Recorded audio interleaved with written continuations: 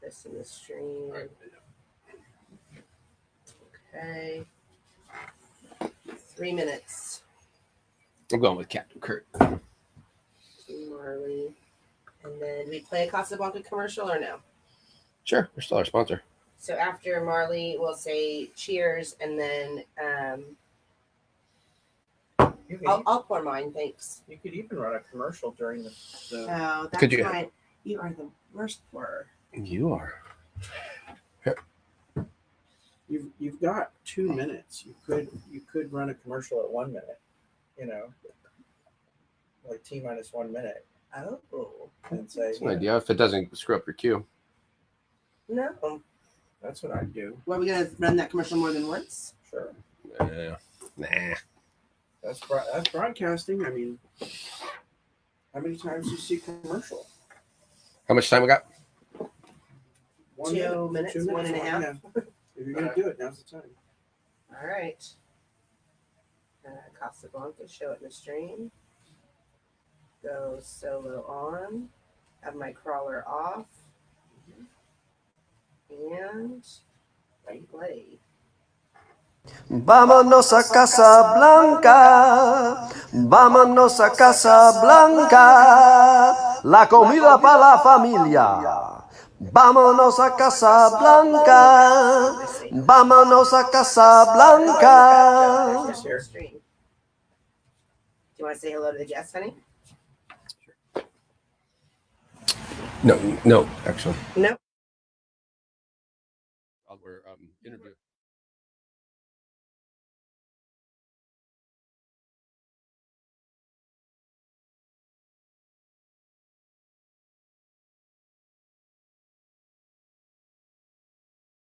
Coming to you live from Los Angeles, it's the top-rated show in the Centinela Adobe Corridor, operating in the shadow of LAX out of the 7428 studio, where Jimbo is at the controls and Buck takes a nap until he's got to take a crap. It's Facebook Live at 5.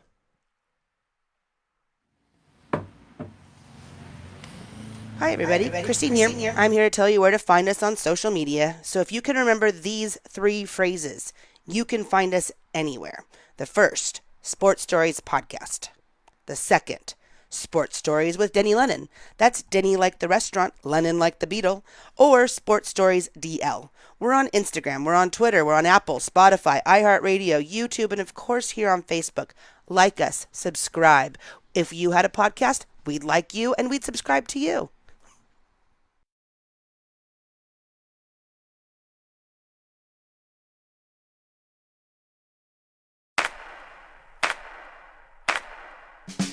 I'm a Venice, California-born, Los Angeles-based sports fan. One that has played, coached, announced, and promoted sports my whole life. My love affair with sports started in my own backyard and has led me to this podcast. Thanks to the support of the Amateur Athletic Union in East Bay, I'm excited to bring you Sports Stories with Denny Lennon. Are you ready? You bet. Bit of 2 count. Hey, party people! It's happy hour. It's happy hour. It's Friday. FBL5. Welcome, everybody. Please read my shirt. It says, Quarantine Partner for Life. And that is a shirt that my wife gave me. And I will tell you this, it's my wife's birthday today. Woo, Christine. Let's go, Jimbo. You know, she's wearing the same number as our guest today. That would be number 45. Yeah, All-American at Michigan, a 5-time NBA All-Star, 2-time NBA championship coach, and a gold medal winning coach. Rudy T. That's right. Tomjanovich is here. I'm going to get to him in just a second. All right. We also got, I don't know, how about the president and CEO of the Amateur Athletic Union? He's a player. And guess who else? You're wondering why the studio's still set up, aren't you?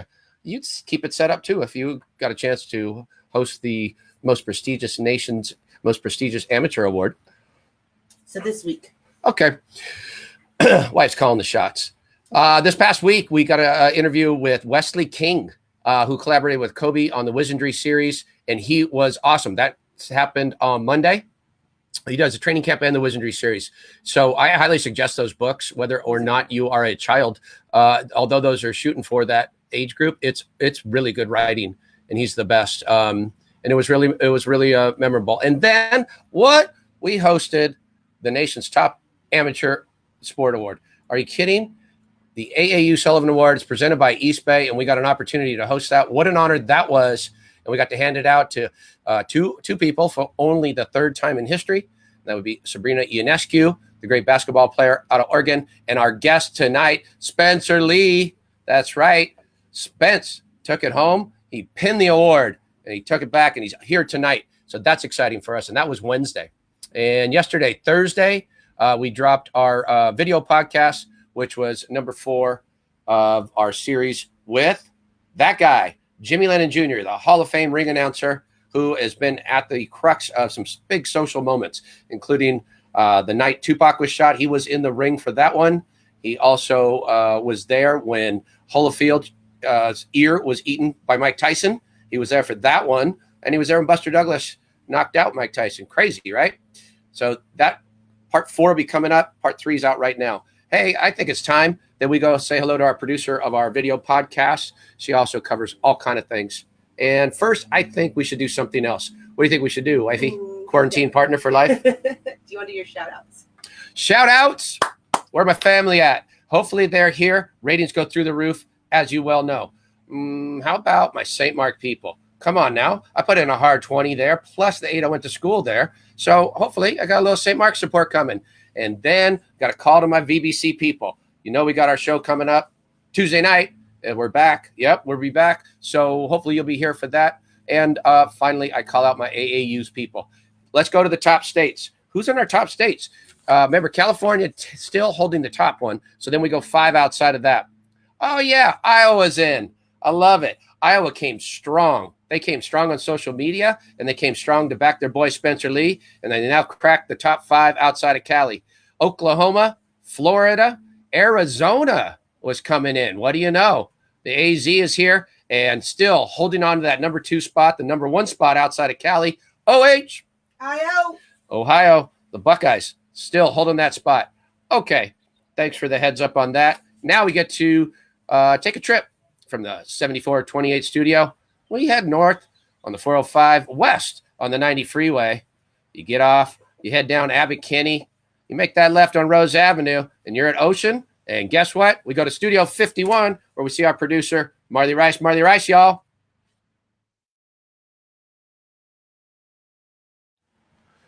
Hold on. We don't have your audio yet, Mar. Let's see if it's on our side or your side. I think you got to turn up. There you go. Nope. Still not there. Back to you. Oh, back to me. Well, Marley was going to say, Denny, you did an excellent job of hosting and blah, blah, blah, you know, that kind of stuff. What else was she going to say? Well, she was going to tell us about next week, but she might have joined. So let's give her another chance. Let's give her one more try. Boy, that was such a dramatic drive down the 405 too. I know. No traffic because of the quarantine. It was brilliant. Can you hear me? Hi, Mar. Can you hear me?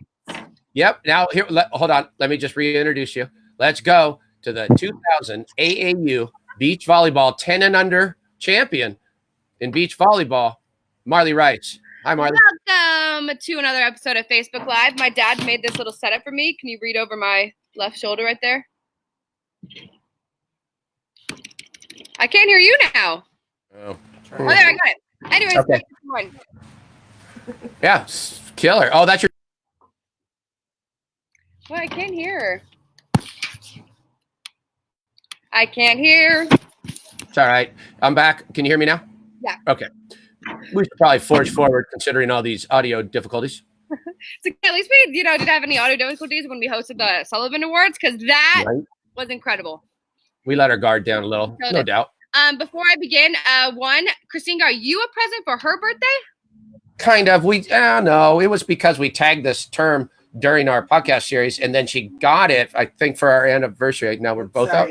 She got it for our anniversary, and now it just plays well into our her birthday. So. And you're not really supposed to tell a woman's age, so that's kind of Rudy just told it to thousands. I did. I said Rudy's number. True. Okay. Fair enough. Let's move it on. Moving on. Today on the show, we have an exciting lineup coming up next week on Sports Stories with Denny Lennon. Wow. Go for it. You already voiced it, so sorry. Oh, there you go. Hi, Mar. For next week. Okay. Today we have Rudy Tomjanovich. Is that how you say it? Yeah. He was a 2020 Basketball Hall of Fame. Denny, I have a quiz for you right now. Uh-oh.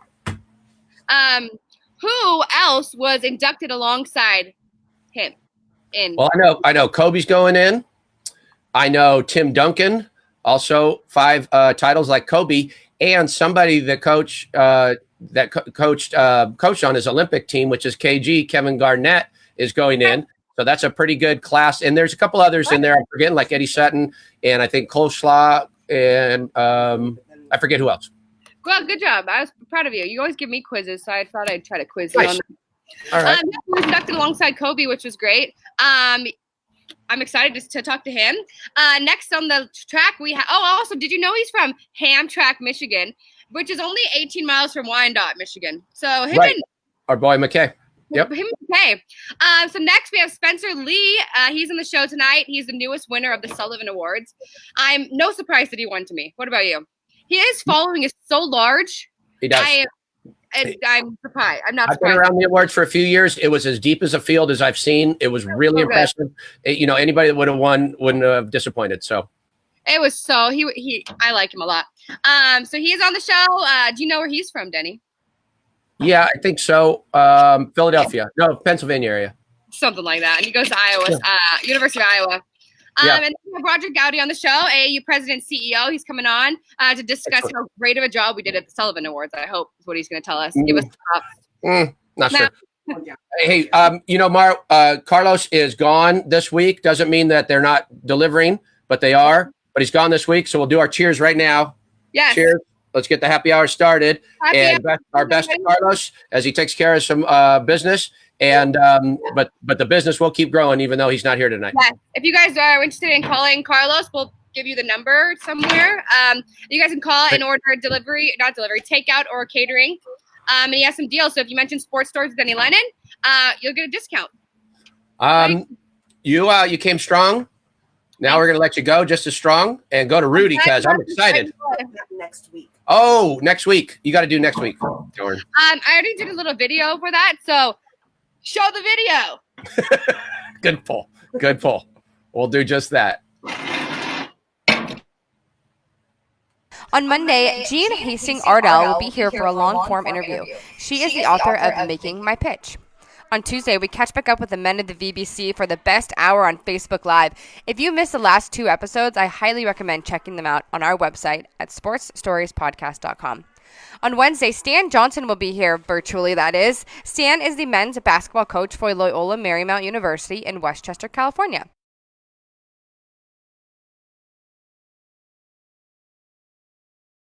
All right. Also, we're going to have Jamie Newman and Judea Newman from Hello Newman. They're internet sensations, and they're going to be here. We just booked them for next Wednesday, and that's going to be a great one. Then we're dropping Jimmy Jr. 4 on Thursday, and then we're doing the 8 clap and welcoming UCLA legends Keith Erickson and Toby Bailey on the show next Friday. So I got that covered. Now let's move on. Hey, you notice we're a little out of sorts, and I'm going to tell you why. 1, we hosted that, which was awesome. 2, because we're a little nervous. We got our biggest guest perhaps ever. Okay, 5-time NBA All-Star. He's a former All-American from Michigan, 2-time NBA champion coach, a gold medal coach, and now, finally, well overdue, an inductee that'll be enshrined in the Basketball Hall of Fame. You heard me right. We got Rudy T, Coach Rudy Tomjanovich. Welcome, Coach. Hey, Coach. Hi, Coach. We're almost there. We're going to give him a call, let him know he's on. Hey, Coach, you there? Am I up? Is he up? You're up. I don't know if he's up. Okay. Hey, Coach. How about you put me in a 1? I'll read a little bit more about him while you make the call. Sounds good. I also have video. Oh, yeah. Why don't we play a video, and we'll make sure Coach knows he's on right now. He's going off an iPhone. He can't see the cues. that are throwing to you. So we'll come right back to him. Let's play his highlight video.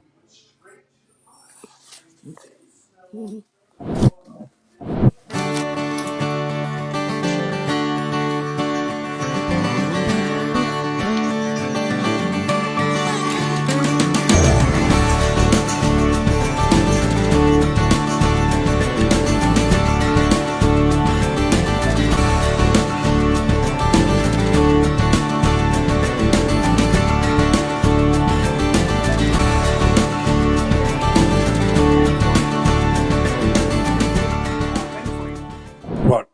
All right. I think I hear him, It's Coach. not there. Hi. Hi, Rudy. Hey, he's not. You're not there. Oh, that's probably because we're on Wait a minute. Wait a minute. I got to put you on speaker. Okay. What's going on? so we can hear you. I did see a girl on a video. Time to go. Oh, okay. Okay. Okay. Hey, never underestimate the heart of a champion. Rudy T. Don't Be leave. too far away because something. Hey, Lou Coach. was hanging with me the whole time, but the ski. Hey, Coach Rudy. We're here, buddy. Okay, I'm gonna be right here by sleeping. So. Okay, kiss him. Okay. Yes, sir. Okay. What am I gonna Love your life. Okay, let me give him some elbow. Boom, boom, boom. Hi, Coach. Love you, brother. Yes, sir.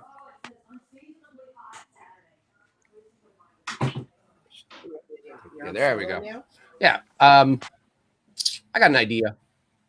Let me read some of his stats while Christine calls and make sure he knows he's up on our screen because we don't want to drop in on him unexpectedly. So, one of the greater accomplishments that Coach did was the 1998. He took a bronze medal in FIBA, which is like the Federation of International Basketball, right? So those are in effect the world championships and he had to do it. If I'm not mistaken, it was like a lockout, so he couldn't do it with any NBA stars. So he had like a collection of free agents and college players that he put together, and it shows what a great coach he is. That he was able at that time when international basketball was going nuts. That's the reason why our like 92, our 88, 92, or rather our 92, 96 teams had to go up to that dream team level because we couldn't dominate the world like we used to. And so he took that crew and still took a third in the world, which was intense. And that was right on the backside of his 2 NBA titles in 94, 95, right? Which he did. If those of you that are watching the Last Dance with the Chicago Bulls, they won those 6 titles, but the 2 that broke them up, that was Hakeem the Dream and Rudy handling business right there. All right, he's part of the Michigan Sports Hall of Fame. He's part of the Houston Sports Hall of Fame. And it was long overdue that he was elected into this Basketball Hall of Fame. I think I could make an argument that he could have been elected as a player. I mean, he's a 5-time All-Star. He was, and remember, it's the Basketball Hall of Fame, so it's not just your NBA accomplishments. But he was a 5-time. He was also All-American from Michigan. And then he's averaging like up to 24 points and 12, 13 rebounds in his top year. So he had all of that going for him in the first place. And then he comes and he grabs those 2 titles as a coach and then Olympic gold medal. So finally, they took care of business and inducted him into that Hall of Fame. We don't want to just move on from him because you got to imagine what a great catch this is for us to have it. Along those lines, I want to shout out my boy, Mike Valenzuela, a good friend of Rudy T's, who helped me get Rudy on the show. And then I'll also tell you this. Last night, we worked with Rudy on his laptop, and he spent 90 minutes trying to get up on that laptop. Now, a lot of people would have walked away from that and just said, hey, we'll do it some other time when I can get on a different computer. But he went strong. And then today, lost out on his internet, so he switched to his phone. So that's the kind of guy he is. He's not going to give up. And so either are we. We're going to try our best to send it back over to him. Who else Barley mentioned was in the induction class? It's going to be Kobe Bryant with his 5 titles. Tim Duncan, who also has 5 titles. So those 2 going in this year is great. And then somebody coached on that 2000 Olympic team was Kevin Garnett. Okay. We're going to try it again. Yeah, you want to put your phone on speakerphone, and we'll try to do it that way. I'm going to put you in his ear right now. All right. Hi, Coach. Oh, he just left the. How's it going? I think I got you in my ear, and now I'm going to be able to. We're going to be able to see you and talk to you at the same time, and hopefully we'll hear you as well. And so Christine's going to give me the go when we get over the top here. Okay. If you have a problem, unmute We that. got him. We've got him We've both got him. audio and video, I think. Okay. So, Hi, Coach. I see it. We're on. Hi, Coach. Welcome to the Hi, show. Kenny. Good to be with you. I first got to talk about the heart of a champion, and when it comes to overcoming technology obstacles, you got that heart of a champion. Well, had to hang in there to be with you, buddy. Yes, you did, and it's much appreciated, and it's an honor for us to have you on the show. And congratulations! You got to be just thrilled to be inducted. To know you're going to be inducted into the Basketball Hall of Fame. Thank you so much. Yeah, I'm still flying on cloud 9. Yeah, and you're going in with quite a class. And I made mention of the fact that you actually coached Kevin Garnett on your Olympic team. Absolutely. And, I was in LA for a half a season coaching and got to experience the great Kobe Bryant. And that was one of the gifts of my career. And in 2000 in Sydney, Kevin Garnett was on that team. And what a great player, what a great leader he is, and helped us bring home the gold. That's brilliant. Coach, I want to take you back a little bit. I know you're, from right outside of Detroit in Michigan, Tamtrak, and you grew up there and then headed not too far down the road to play your ball at Michigan.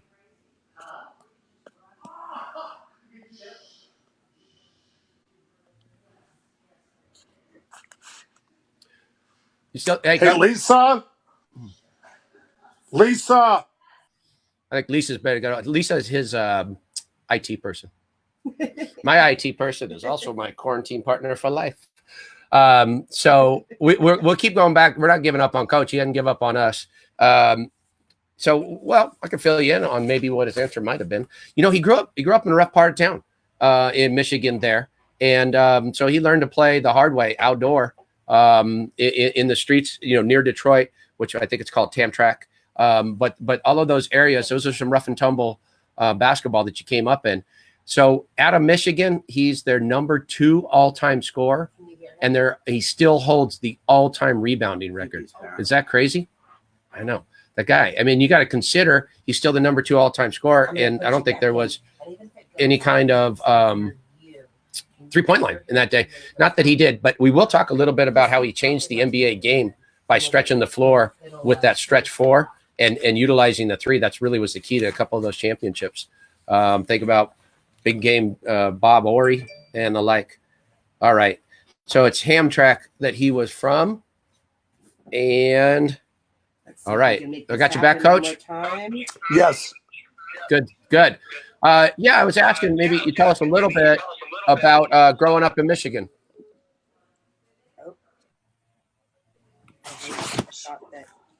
I thought it was feedbacking. We lost him. Stay in there. I'm going to call. There you go.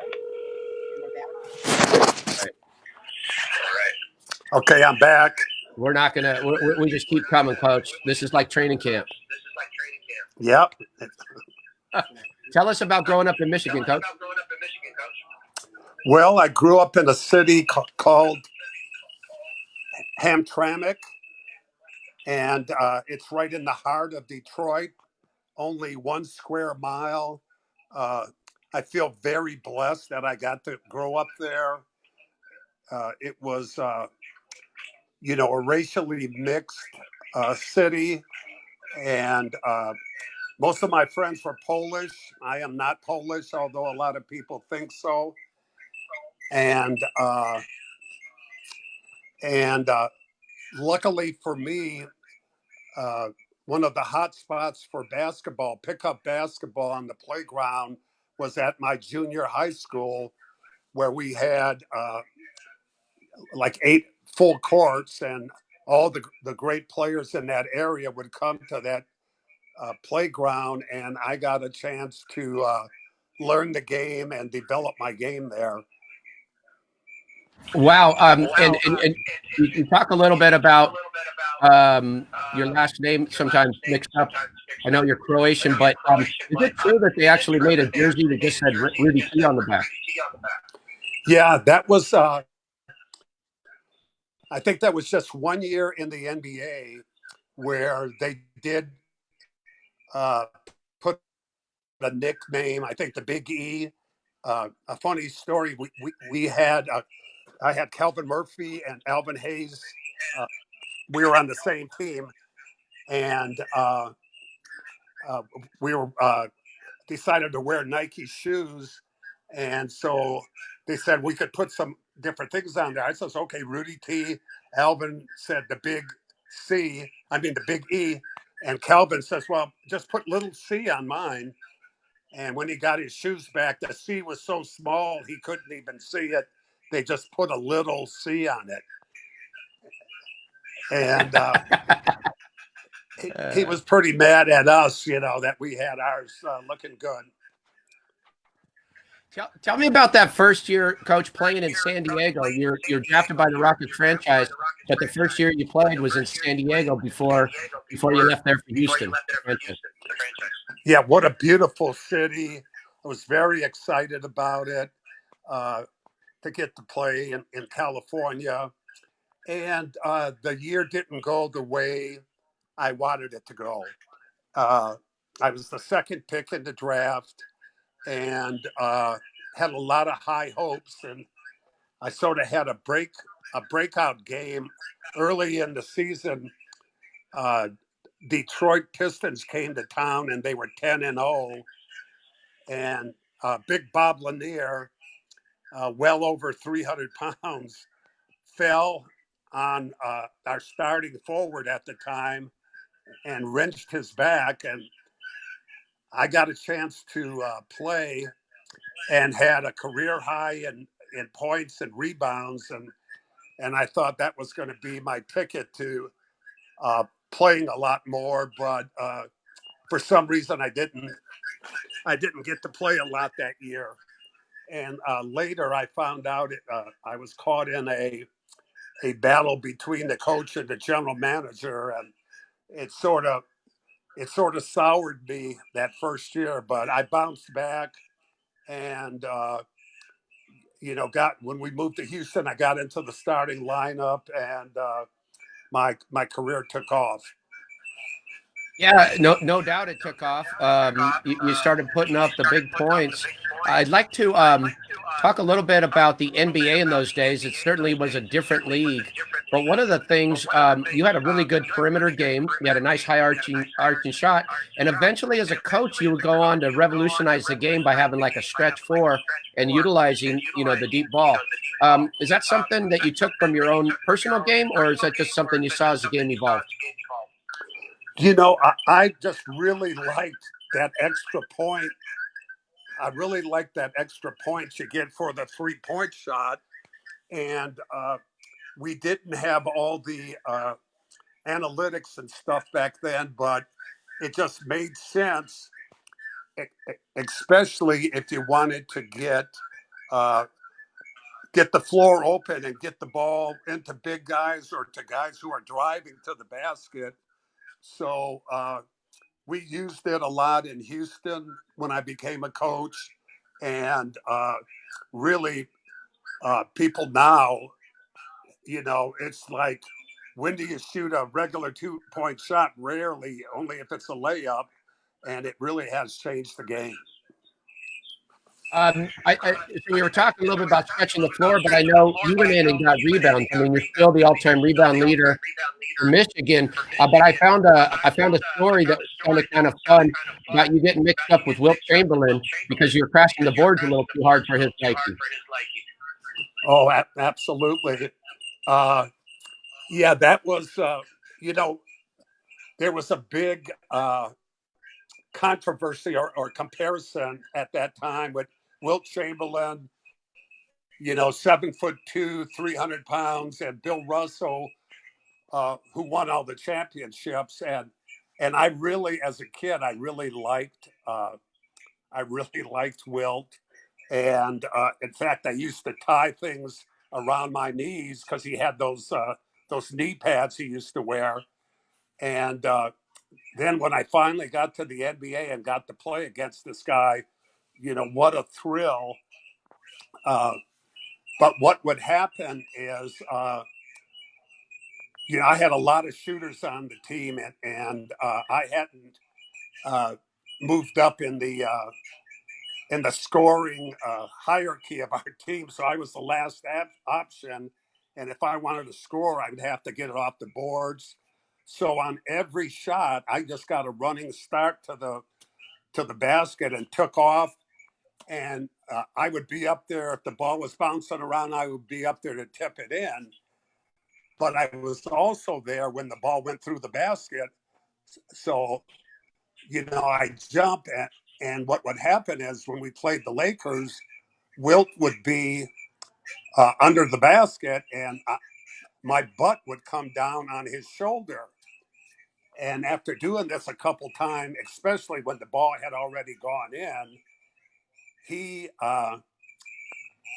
sort of called out my name and said, "Hey, Tomjanovich," with a very deep barreled baritone voice, and it sounded like the voice of God. I mean, it was scary.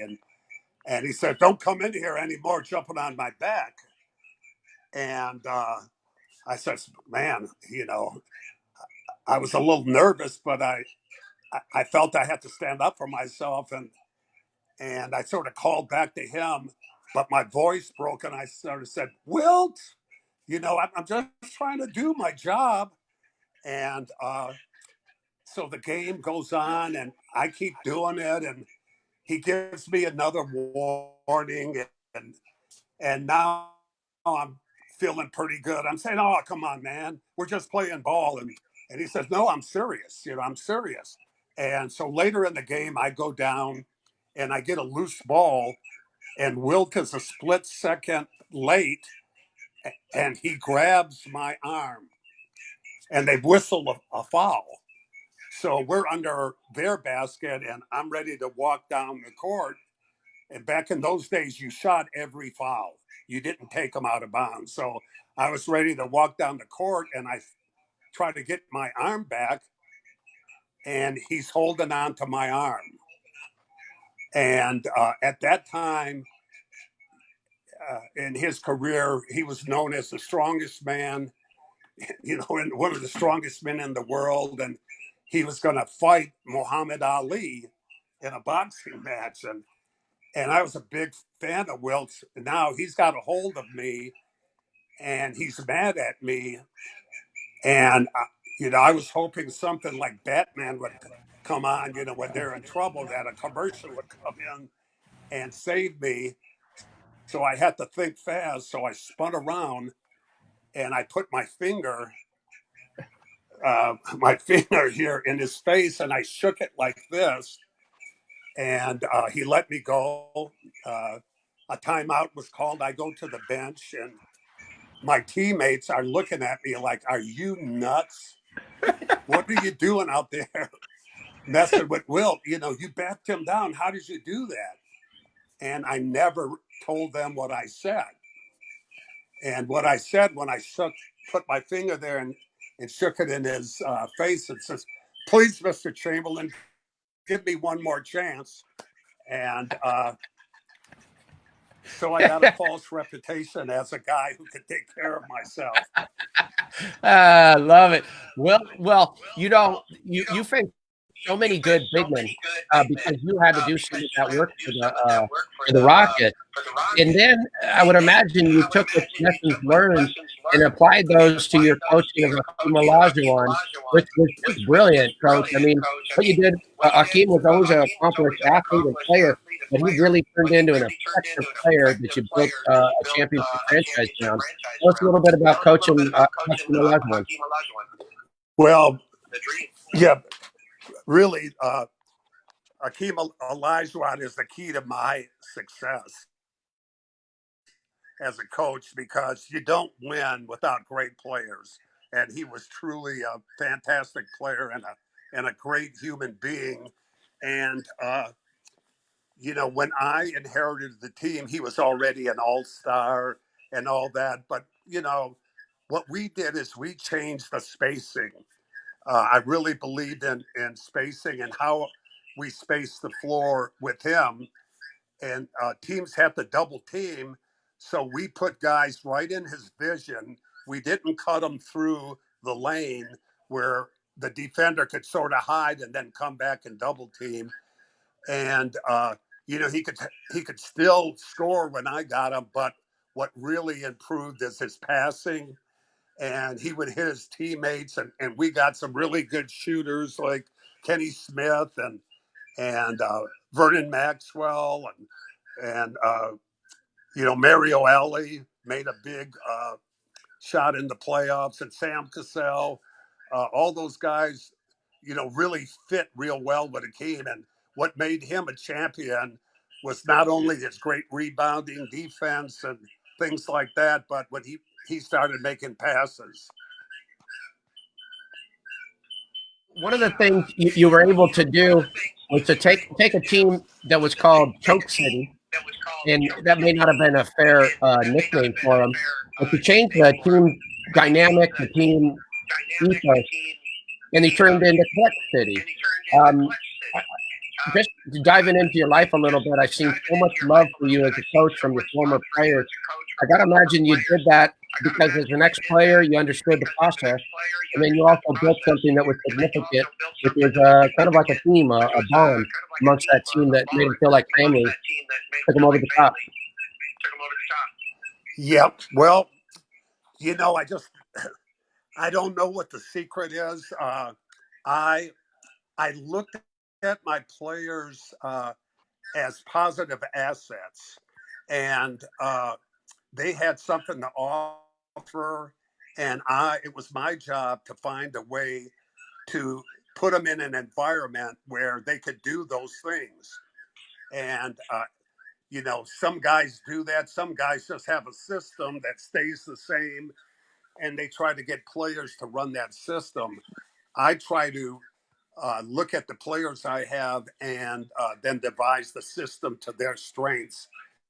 And, that Choke City thing was really, really a depressing time. So we had two 20-point leads against the great Phoenix Suns team with Barkley and KJ. And they're great shooters, Danny Ainge and Marley. So we go up on those guys, and then all of a sudden we start playing conservative and, too careful, and they get the momentum and they turn it around on us. And as we leave town, we see the newspaper, and in headlines across the front page, it says Choke City. And, I'm thinking that that's going to be attached to me the rest of my life if we don't turn this thing around. And, me and the assistant coaches talked and how do you get your team to believe again? And, I just said, you know what? It's just common sense. We're good enough to get up twice. You're good enough to get up on a team. You're good enough to beat them. And we just got to play, stay aggressive. So when we showed the video, we showed how we lost the lead and how we were passing up open shots. We were being tentative. And then we put on the positives, how we got that 20-point lead. And I could, as I was watching the players' reaction, and, we were praising them and really firing up that, hey, these guys can't stop you. If we play rocket ball, we're going to beat them. And I remember Vernon Maxwell in that third game there in Phoenix just exploded and had two great halves of basketball. And then we just pecked away and finally beat those guys and moved on in the playoffs. Yeah, no doubt about it. And you changed the whole perception of your team. I think one of the things you're most remembered for is, correct me if I'm wrong, but it might have been after the 95 championship win, you were the number 6 seed going into the playoffs, but you rolled through all the other seeds above you all the way to the championship. And when you held up that Larry O'Brien trophy, you said, never underestimate the heart of a champion. How did you come up with those words, Coach? Okay, that's a good question. Well, I didn't. It wasn't original. It was. I got it from that team, from the Phoenix Suns, and after we beat them, Kevin Johnson said, "You know, they're so hard to beat because they have the heart of a champion," and I liked how that sounded. Charles said, "Those guys are like a Texas roach. You step on them, and you think they're dead, but you pick up your foot and they scurry away." So I thought it would be a better analogy to say the heart of a champion than let's go roaches, you know? I like it.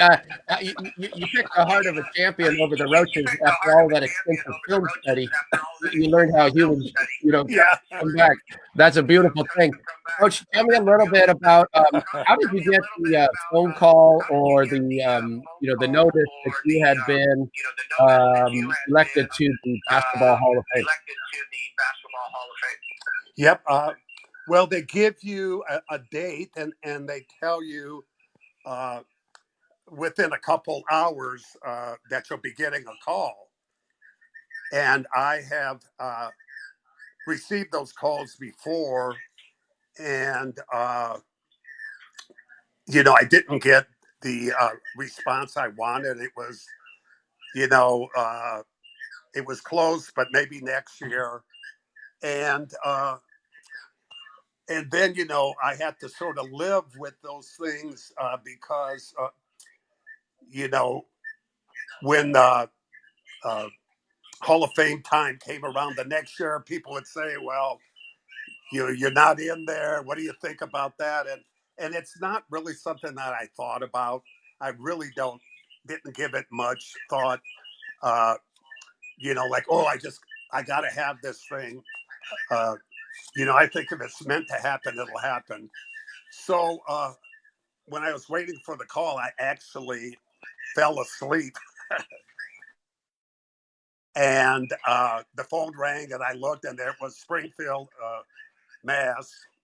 And I picked the phone up, and the president of the Hall of Fame was on the phone, and he sounded the same. And I was hanging on every word to see how his mood was, and he was giving me some pleasantries and all that. I'm saying, God, what's the verdict? What's the verdict? And he says, "You're in." And man, the relief of not having to have to answer those questions, but also then when the reality hit me that, man, you're in the thing. And I was numb for a couple days, and just letting it sink in. And I'm just a very fortunate person. I've been blessed to have wonderful things happen. And I had dreams as a kid uh, of where I wanted to go with basketball, but I could honestly say that my life turned out better than even my dreams. Wow, it's really something, Coach. Usually when I'm taking a nap, and I get a call that wakes me up, it's always a marketing call. Yeah. Yeah. Yeah. They never let me know I got into a Hall of Fame or anything. They always want to tell me something. Yep, I've been there too. Coach, there's been as I dived into the research, there's so much love that's come out for you. I think you even mentioned something that you found out how many people really love you and respect you when you didn't get enshrined, but then everybody has really come out strong in your support and saying, "What took so long? Like this guy should have been in several years ago." So that must make you feel good. Yeah, what really touched my heart, I just got goosebumps just thinking about it, is, when those years went by, and I didn't get in, how other coaches and players spoke up. And I just don't feel, I would never feel right doing that for myself. But when those guys like Popovich and D'Antoni and Jeff Van Gundy, spoke up for me, it was like a silver lining, in the disappointment of those years.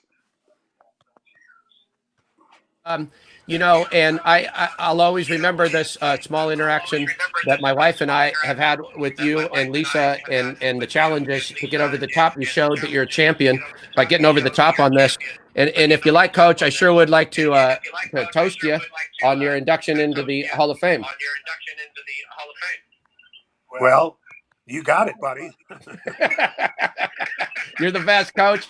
Thank you so much for coming on the show. We appreciate you getting over the top on this, and I can't wait to watch the induction ceremony. You're something that's really inspired me. Thank you, Denny, and give Christine a big hug for me. I will, Coach. Thank you. Wow. Are you kidding? Come on, Rudy T. Look, with all the technical difficulties that we got through, and I got to tell you, he and Lisa, they tried every possibility to get all the way here. And so the fact that we got that, I mean, come on, Hall of Fame. And he's such a gentleman.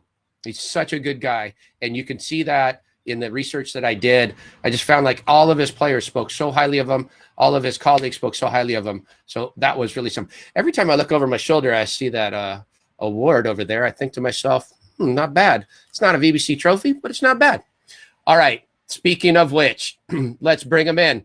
He hails from the great. Wait, are we bringing him in? Yeah, he hails from the great state of Ohio. That's right. But we're going to catch up with him in Florida. He is the chief executive officer and the president of the Amateur Athletic Union, the one and only Dr. Roger Goudy. Good evening to everybody out there. It's always a pleasure to be on Sports Stories with Denny Lennon. You did a great job the other night on our first virtual Sullivan Award. We've gotten rave reviews from across the country about that performance the other night, and not only from the athletes and the people that participated, but we've gotten a lot of comments from our AAU volunteers across the country and just people that were just out there watching it. They thought they really, really thoroughly enjoyed it. Hey, just a quick point about Rudy T. I had an opportunity to meet him at the Houston Sports, the Hall of Fame induction. Him, Mary Lou Retton, and Carl Lewis were all inducted into the Houston Sports Hall of Fame. And afterwards, I went there to see Carl because Carl was very close with us at the AAU. I talked with Carl for a little bit, then I happened to bump into Rudy, and he's just genuinely a nice guy. I mean, there's a lot of guys that have attained that level of success that are kind of unapproachable, but not knowing me from Adam, he took time, he talked to me, he's just a gentleman and just a class act. So I'm really glad that you had the opportunity to have him on the show. I'm elated that he's going into the Basketball Hall of Fame. He's very deserving as an athlete. The only hang up I have with him being from Ohio, that he's from Michigan. I knew that was coming. I saw it coming. Hey, Raj, I have a question for you. Do I have to return the trophy? Well, actually, I was going to tell Spencer that we're going to let him borrow that trophy until we get his, because having a tie, I didn't realize those things are custom made. And Herf Jones does them for us every year, but they only make one. It's not like you make 10 of those things because they're not cheap, believe me. And so Herf Jones has already begun the process of manufacturing another one for us, but it's going to take a few weeks to do so. So I thought we'd probably just ship that one to Spencer, so at least he could say he really did win it and show somebody something. And then, All right. I was going to talk to Spencer about representing it to him maybe at an Iowa wrestling event next year, or Iowa football game. I've been to Kinnick Stadium before. I wanted to talk to him a little bit about that, but we'd like to present it to him because he does have a great following. He's a really nice young man. And we had two great winners out of a field of candidates that you well know, probably arguably the strongest we've ever had. Strongest. We've never had 10 finalists. This is the first time we've had 10. And I can't remember in the 30, 40 years I've been going to this, a field that's been this strong other than maybe when Dan Jansen and Tiger Woods and that group. That was a pretty strong field that year. And we had a couple Olympic gold medalists the year that Dominique Dawes, not Dominique Dawes, I can't think of her name right now. Biles? Yeah, Simone Biles. Yeah. That group was a strong group. But this group was truly, we had 10 different sports and 10 potential gold medalists, world champions, and future professional champions. So that was a tough group. Tough group. So then the answer is yes, I have to give this trophy up. You have to give that one. We're gonna put that one on loan to Spencer, and then we'll get it back to you. Okay, I just wanted to be clear. So I want to bring in Spencer. Will you hang around? We're going to show a little a highlight of him, a little acceptance highlight that we clipped, and then if you'd stick around, I want you to say hello.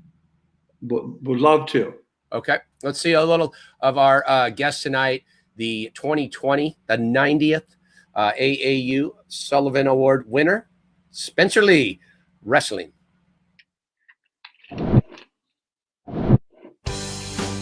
Spencer Lee, wrestling. Quite simply, Spencer Lee has dominated his weight class in collegiate wrestling for the Hawkeyes. His record the last 3 years, 18-0, 23-3, and 22-2. It adds up to a pair of national championships at 125 pounds. He missed out on a possible three-peat due to the coronavirus wiping out the end of his junior season. Spencer won the Hodge Trophy, which goes to the nation's top collegiate wrestler. Plus, he's a 3-time All-American and 3-time All-Big Ten performer. Spencer plans to head back to Iowa City for his senior year, chasing a third individual crown and an elusive team title for the Hawkeyes. He's on track to graduate in 2021 with a degree in sports and recreation management.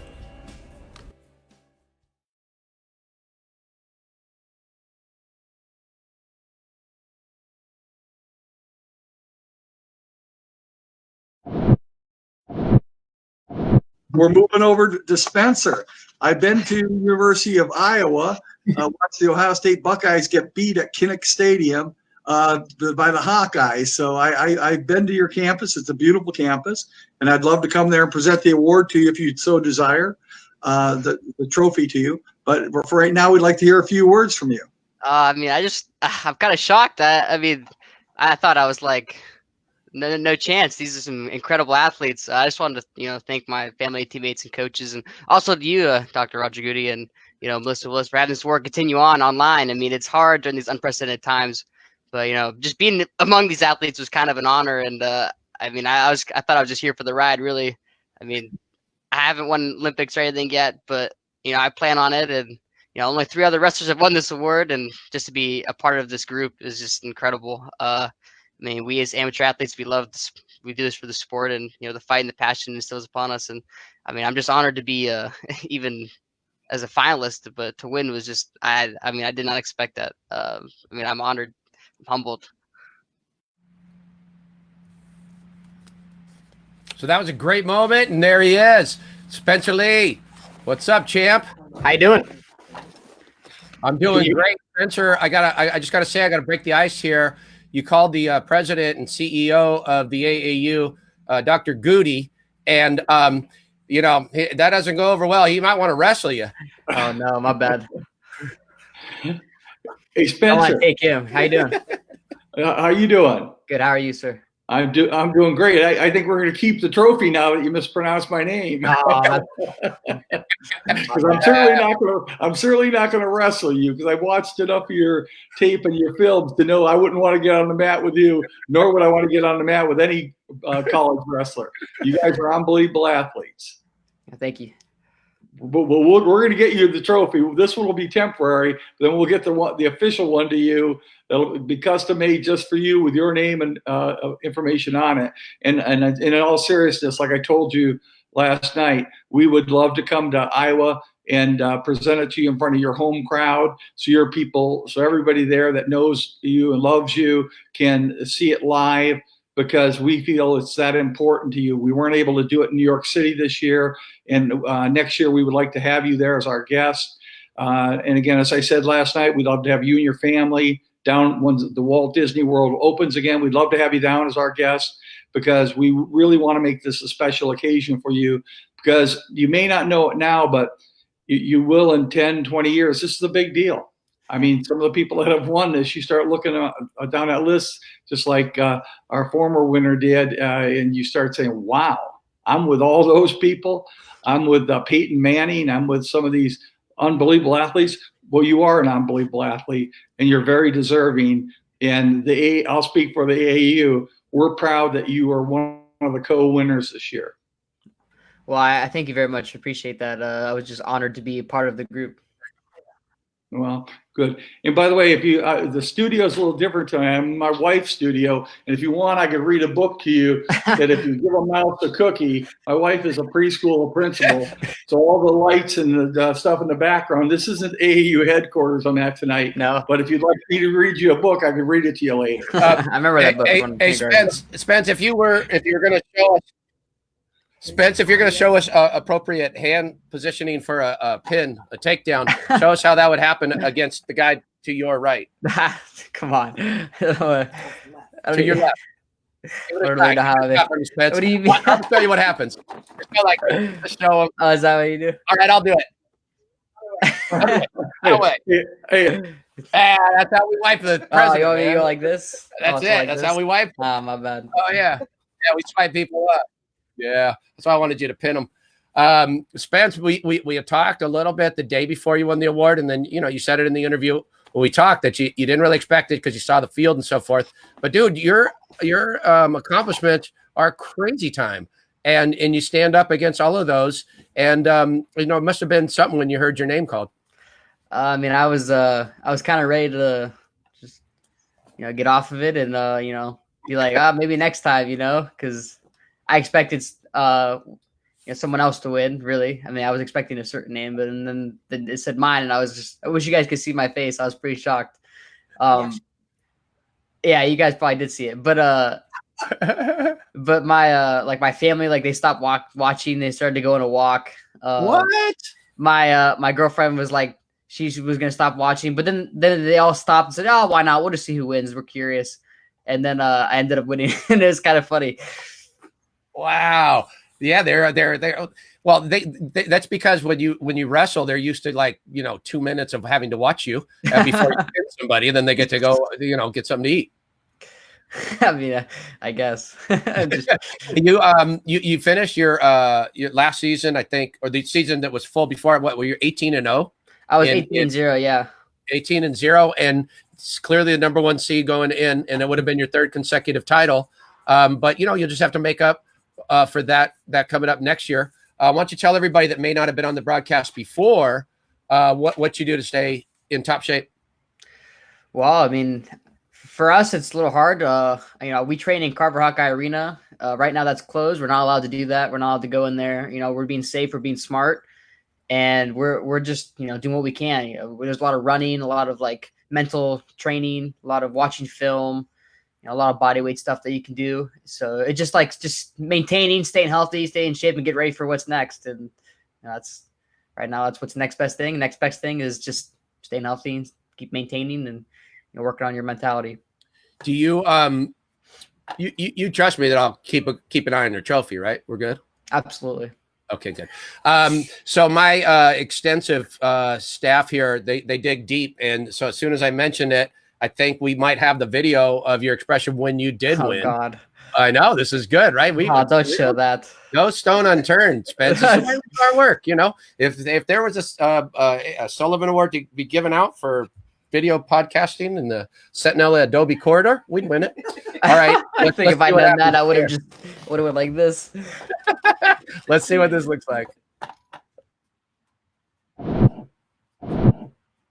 All of the finalists we'd like to invite back next year to the New York Athletic Club. because you missed that experience. We'd love for you to have that experience so you could be our guest at next year's AAU Sullivan Award in New York City. Without further ado, my envelope looks a little bit different because I have the AAU shield on it. The second and the co-winner of this 90th AAU James E. Sullivan Award is Spencer Lee, men's wrestling from the University of Iowa. There you go. Spencer, congratulations. And I'd like to have the two of you come on now and say a few words to the audience. And again, I'd like to a special thank you to all of the finalists. What a powerful field we had this year. Unbelievable just watching those videos. And I'd like to a special thank you to Denny Lennon and his crew out in Los Angeles for the first year going virtual. We had a few little glitches in there, but I thought you did an outstanding job. Thank you for your effort. I thought it was great. And thank you, everybody, for being a part of this.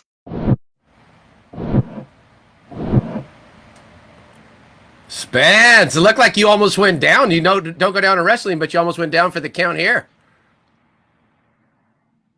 Oh, I muted him. That's my bad. Oh, yeah, I'm muted. Yeah. I was muted by the host. No, I was getting ready. Yeah, it's the gamer chair. All right, I'm a gamer. I was getting ready to like immediately start playing some games as soon as you guys didn't announce me. I was like, so I was on my phone. You see me looking down. I'm like, all right, boys. As soon as they announce I'm not winning, I was like, let's get going. And it said my name, and I was like, what? What? Oh, nice. My girlfriend texted me. She was like, what? I was like, that's something else. Are your boys that you game with? Are some of the guys that come strong on social media got your back? Yeah, they are. Nice. Yeah, you got a legion that comes for you. It's beautiful. It's a Hawkeye. I mean, it's just, Hawkeye fans are the best fans in the world, and I truly mean that. I mean, wrestling fans are crazy too. I mean, we're not mainstream sport, but we stick after our athletes, and if you're a name in wrestling, then they all know you. Who did you look up to? Who was your kind of like wrestling hero when you were younger? So I mean, do you mean like someone like I might have personally known, or just anyone? I suppose anybody. So I mean, my personal hero, like growing up, was Terry Brands, who's actually became my coach. He's my coach here at Iowa, and my like the guy that I knew the most was Logan Stieber. He was a 4-time NCAA champion for Ohio State. He was kind of like my hero. I wrestle a lot like him, and people compare us, which is cool. So those are like my two heroes growing up, like the guys that I looked up to and wanted to be like the most. You were a 3-time state champion in Pennsylvania coming up. Yeah. But I looked up a little bit, and it looked like your both your mother and father were pretty good athletes. Like I think your dad coached the Olympic judo team, and your mom was an alternate for it, or something along these lines. Yep, correct. Yep, both are right. Tell me a little bit about that. I suppose you would have had to mind yourself growing up. I mean, there's always. I mean, I can tell a funny story. So with my mom, she probably would have been our Olympian at 46 kilos or 45 kilos for America, but then she had to go up to 48 kilos because it wasn't an Olympic weight. And so she went up, and she ended up taking second, so she didn't make it. So she was really good. She was a stud. And I remember I always messed with her. She's 4'11". She's like 108 pounds. I'm not much bigger. I'm 5'3", and I weigh like 129, 128. So I'm not very big either. And we used to just like wrestle around a lot. And she would just like, I would like slam her. and she like, yeah, but her whole life she would get slammed. That was like her sport. And she wouldn't care. She, it's got like a guard. And she would like, I remember one time I was like in my wrestling room, and I threw her, and everyone was like watching me. It was like practice was going on. I always messed with my mom, and she threw me. Like, I mean, I threw her, and she landed hard. Everyone's like, oh my gosh, she just slammed his mom. And next thing you know it, I'm like trying to like break her guard, like get out in between her legs. And her legs like whipped around my head and whipped me. And next thing you know, my arm goes straight. And she's got me in an arm bar, and I'm tapping to my mom. And, so she's the real deal. And my dad was a national judo coach for a while. And then he became the Paralympic judo coach after that as well. So, I mean, they know what it takes to win and what's needed to be the best you can be in your sport, Yeah, and I'll bet. Yeah. I might be a little bit bigger than you, but my mom took me down often. Like Jeanette Lennon, she brought it. She was strong. I understand when you're growing up too that you're a Pokemon fan, I am. I don't know if you still are or whatever, Wait. but I would like to hear about who your favorite was. Do you want me to turn on my light real quick? There's a poster you can see. One sec. I would like that. That'd be great. I'll kill a little time while you do that. Let me read a book. Goudy messing with me. Hilarious, that Goudy. All right. Oh, okay. Let's see what we got. You see that? You see this? Those guys right there. You I see see the top left one? Yep. Arcanine's his name. That's my favorite. That's your guy. That's your go-to. Yeah, that's my favorite Pokemon. Yeah. Give me the backstory on him. I know my kid was into this. I pretended to pay attention when he told me about it. No, so I traveled a lot training for wrestling, and they a lot of trips in a car, and I had a DS or a Game Boy back in the day, the Game Boy, and so every trip I would play Pokemon. So I attribute I ran out to the Pokemon theme song my freshman and sophomore year at NCAA's. You choose a song. I ran out to the Pokemon theme song both years, and it's because I attributed Pokemon with like the time I put into wrestling, like the travel it took. I used that as like an escape to get getting ready for practice 2.5 hours away. So to me it meant a lot. And then the lyrics of the Pokemon theme song start like with I want to be the very best, like no one ever was. So I thought that was like pretty cool to have like I want to be the very best in my sport, but it's also like I'm kind of a nerd, and this is something that I am. It's who I am, and it's not going to change. Oh, dude, that's dead on. I like that. Yeah. Yeah. My son just played in his Pokemon into commercial real estate, so I don't know how those two fit, but but look, I got a Sullivan Award, so yeah, I got that going for me.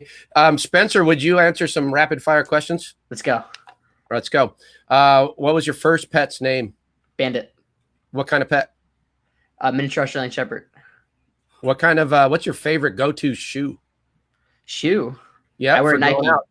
I wear Nike shoes, tennis shoes only. Okay. What's your favorite sports team growing up? Denver Broncos. Nickname? Spence. Or the Kid.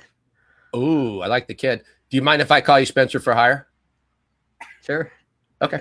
Just wanted to jot that down. All right. Favorite board game growing up first, and then video game. Board game. I didn't really play board games. Sorry, maybe. I knew it. It's not an age-appropriate question. Favorite video game? Cards. Cards. Oh, video game. Video game. Pokemon. Come on. Pokemon.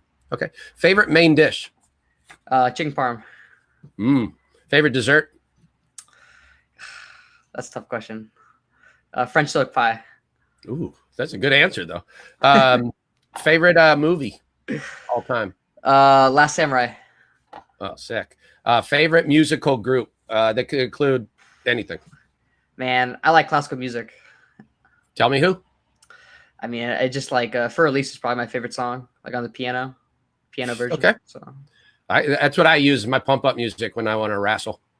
I don't listen to music to pump up. Okay. Favorite author, favorite book? Christopher Paolini, Aragon. Sick. Favorite professional athlete ever? That's tough for me. Bo Jackson. Okay. Do you have a favorite quote? One that gets you motivated, fired up? Yeah, it's one I wear every day. You get what you earn. A necklace. What? Say it again. You get what you earn. Get what you earn. Oh, nice. Man, that made me look good as a questionnaire. Do you have a go-to TikTok dance move? I don't dance and I don't like TikTok. I know. See, I usually ask 15-year-olds that. I get an They immediate love it, answer. right? Nah, not Everybody me. else don't tell me anything. So I know you don't know this, but you got to pick one, okay? On the west side of Los Angeles, there's like this Mexican food syndicate family, and they have these restaurants, all right? And if you answer properly, you could probably eat there for life. All right. Pacos, Casablanca, Gilbert's, or La Cabana. What's your go-to in Los Casablanca. Angeles? Bam, dude! I'm gonna speak for Carlos right now. You and all your boys from Iowa, free grub, no problem. No, we can't accept that. It's simply Yeah. I forgot about. I'm still a junior. People. Did you swipe them? No, I didn't. I like it. Swiped. All right, I couldn't this swipe way, you. right? Oh no, this way. Yeah, the other way. You should pin me, but I'm gonna let you swipe yourself. No, really, your name goes down in history. People remember Bobby Jones from 1930, and they're gonna remember you from 2020. It's really cool what you did, and our sincere congratulations to you. Thank you very much for having me. Hey, thanks for being here, Spence. You're the man. Thank you. That was fun. I like that kid. He's all right. He's all right. He is. He's great, man. He's fantastic. He's a good kid. He's got I like it. him too. I like it. Guy's all right. I hope that I'm going to bring him back every time we have a wrestling question. I'm bringing him back around. All right. I think we covered all our business. Hey, I know that there were some technical difficulties with Rudy T, but I got to let you know, he jumped over any and all obstacles, just like his teams did to win those championships to get on. And we had an NBA Hall of Famer, and then we had a Sullivan Award winner, not to mention the president. All right. Should we show either of their highlight reels again? No, we should cut to the chase. Hey, this will be the last time you see this garage set up like this for who knows how long. So last look at I'm at Spencer's trophy, and we're going to see you, I think, Monday. Yes, we are. We're going to dive into another book on Monday. So we'll see you then. All right. FBL5. Thanks, peoples. You're going to tell them that Box Cobbler's coming? Box Cobbler Entertainment. That's right. He got kicked out of the Sullivan. Box Cobbler took the Sullivan Awards off for obvious reasons. But we're back to him tonight, and then we'll follow out with the roll and kick it out. But so thanks, everybody, for being here. Go watch Sports Stories with Danny Lennon. I know you are, but what am I? A little French fry.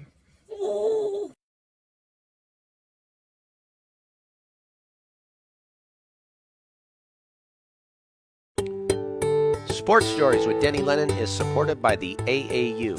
Find a local event and join at aausports.org. And remember, you can catch your favorite amateur sports live stream, replays, and highlights at ballertv.com.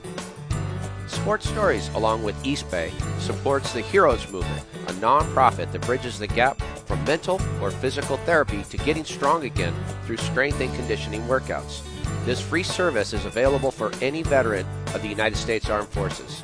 Visit heroesmovementusa.org for more information.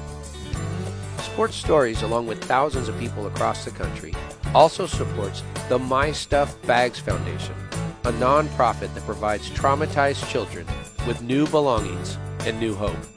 Learn more at mystuffbags.org. Sports Stories with Denny Lennon is a production of Sports Stories, Inc. and is available on Apple Podcasts and YouTube or wherever you listen and watch. Don't forget to subscribe, rate, and give us a review. It really helps spread the word. You can find all our social media links, archives, and other info on our website at sportstoriespodcast.com. Special thanks to the John R. Wooden Course and Wooden's Wisdom. Original music for Sports Stories is courtesy of Lennon Music Productions. Original images by Sienna Lennon Photography. Sports Stories is produced by Christine Jimbo and Marley Rice. Sports Stories is edited by Bob McCall. Additional staff include Ray Castro, Teresa Dolan, Jake Downey, Carlos Haro, and Buck Magic Lennon.